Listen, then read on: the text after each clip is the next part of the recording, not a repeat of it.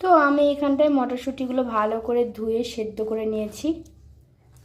যাই হোক, পড়ে গেল ওটা। এবার পেস্ট করে নেব। চলো এরপর দেখাচ্ছি কি কি করছি। পুরটা কি কি দিচ্ছি, তোমরা কি কি দাও অবশ্যই কমেন্ট করো। চলে এসেছে আর একজন আমার রান্নায় বিগড়া দিতে, এই যে আমার মাতব্বর।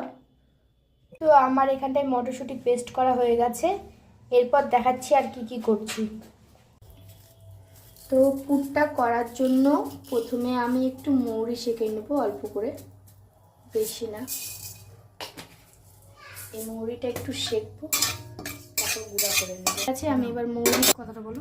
মৌরিটা হয়ে গেছে, আমি মৌরিটা এর মধ্যে দিয়ে দেবো, একটু থেঁতা করে নেবো।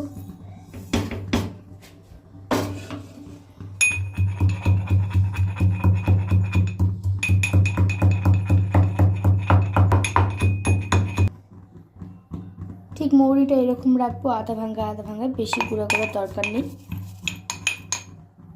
তো আমি এখানটায় বেসন দিয়ে দেবো 1 চামচ, 2 চামচ,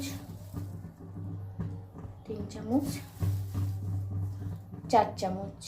4 চামচ মতো বেসন দিয়ে দিলাম। এটা সেঁকবো একটু, তারপর দেখাচ্ছি আর কি কি দিচ্ছি। তো বেসনটা আমার অনেকটা ভাজা ভাজা হয়ে গেছে। তো আমি এর মধ্যে এবার দিচ্ছি হিং দিব।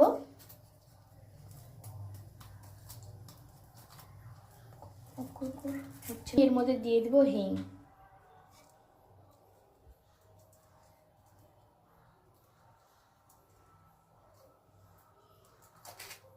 এবার যে মৌরিটা করে রেখেছিলাম, মৌরিটা দিয়ে দেবো।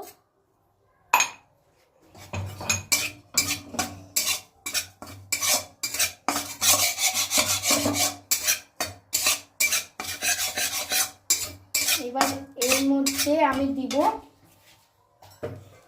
একটু দিব আদা গ্রেট করে, অল্প। তো এখানটা আমার বেসনটা ভাজা ভাজা হয়ে গেছে। এবার আমি নামিয়ে নেব। এরপর দেখাচ্ছি আর কি কি করছি।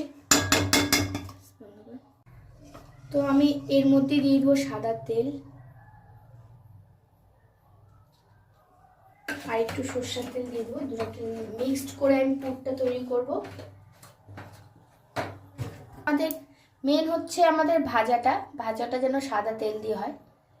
পুরটা সরষের তেল দিলেও কিচ্ছু হবে না। এই যে সরষের তেল আর সাদা তেল মিক্সড করে আমি পুরটা করব। তেলটা একটু ভালো করে গরম হোক। তো আমি এবার করব কড়াইশুঁটির পুরটা, যেটা আমি কড়াইশুঁটির কচুরি ভিতরে পুরটা সেটা করব। দিয়ে দিলাম কালো জিরা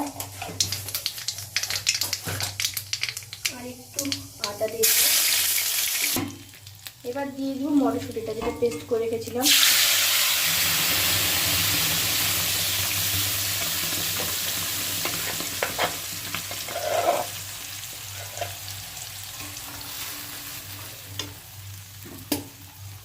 যে দেখতে পাচ্ছ পুরটা ছিটকাচ্ছে, এটা থেকে সাবধান, এটা গায়ে পড়লে যা জলে না। এবার এর মধ্যে আমি দিয়ে দেবো লবণ আর হলুদ পরিমাণ মতো। আমি এর মধ্যে দিলাম হচ্ছে জিরার গুঁড়ো আর লবণ। এরপর দেখাচ্ছি আর কি কি দিচ্ছি। এখানটায় কড়াইশুঁটিটা অনেকটা ভাজা ভাজা হয়ে গেছে, মানে জলটা শুকিয়ে গেছে অনেকটা। এবার আমি এর মধ্যে দিয়ে দেবো বেসনটা, যে বেসনটা আমি ভেজে রেখেছিলাম। এই বেসনটা দিয়ে দেবো আমি এবার। এই যে বেসনটা দেওয়ার পর দেখতেই পাচ্ছ পুরটা। তো আমি এখানটা একটু নিয়ে দেখবো, লবণ টবণ সব দেখে নেব।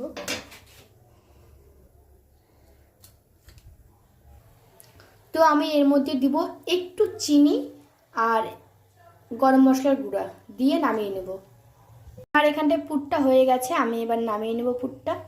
চলো নামিয়ে নিই, তারপর দেখাচ্ছি আর কি কি করছি। পুরটা যে দেখছো, পুরটা ঠান্ডা হলে আরও মনে করো ঝরঝরা হয়ে যাবে। তো এরপর আমি কি করব সেটা দেখাচ্ছি।